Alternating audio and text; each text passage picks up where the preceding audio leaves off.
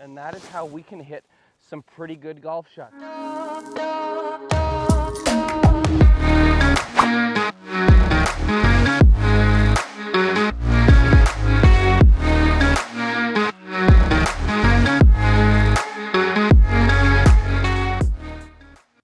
All right, first off, I hope everybody's having a great winter wherever you are. If you're up north, if you're down south, I hope everybody's had a great winter and you're probably getting ready to start playing some golf, unless you're down here where I'm at, where it's 75 degrees in San Antonio. And in that case, you should probably make it down here if you haven't made it down here. So what we're going to talk about here is how do we get you to practice more like you play? So number one, the thing that I would say that I see out of most people when they come out and they start working is, we always think that technique is the thing that keeps us going. It's what allows us to continue to get better, which in a case, is that true? Yes. But what I want to go over more is how can we practice and implement more what we do on the course, and how can we do that here on the driving range? So there's a couple things that I don't see out of anybody for the most part when they come out to practice. So number one, if I'm practicing like I'm playing right here, I've got a flag out there, and this is what I'm going to use as my target for what I would call my play box. I'm not going to be inside of a block practice station working on technique.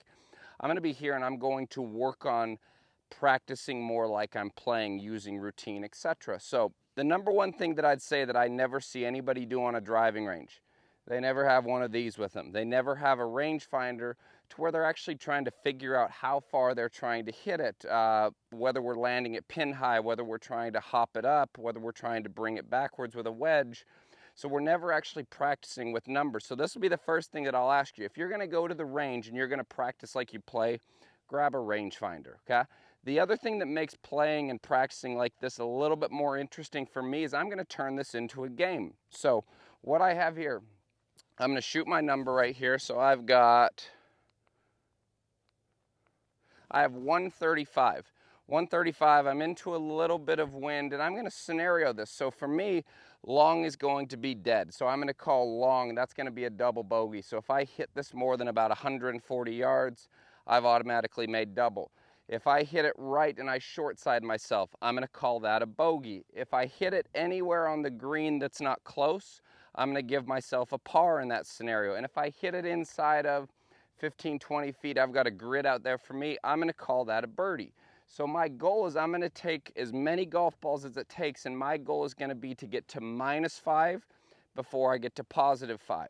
So if I get to +5, I'm going to start the game over. Once I get to -5, now I'm going to pick a new target, whether it be a wedge shot, a long iron shot, a driver, and I'm going to build a grid like that so that I can practice inside of that. So this would be my scenario. Now most people, what I see they do wrong is they'll come out here and we say, okay, all right, cool, it's 135, I'm going to set up, and we're just hitting golf shots to hit golf shots. So we look at that one, we grab another, and we fall into the pattern of just raking and hitting, raking and hitting.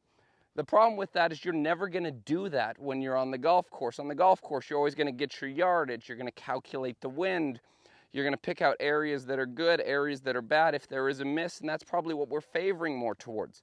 This is how we can start to practice way more like we play, and we can start to see better results out of it. So if I'm going through this, I'll say right here, I'm into a little bit of wind. So I've got 135. I've calculated this to where I'm going to play. This is my carry number is 142. I'm going to try and see the golf ball come a little bit in from the left because I want to favor the left side, and that's how I'm going to get it closest. So I'm going in here. 142 is my number. I've got a couple rehearsals.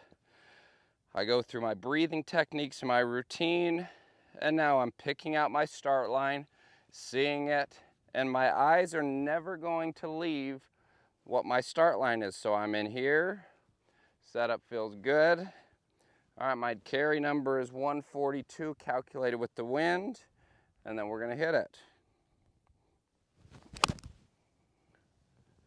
Okay, so like that one right there, I came up a little bit short, so that one for me got on the green actually, okay? So that's gonna be a 0 for me. Even though it ended up right, that's gonna be a 0. So I'm gonna go through another one. So right now I'm still at even par. So as I do another one, I'm gonna go through my whole entire routine again. I'm feeling my practice swings for what I wanna do.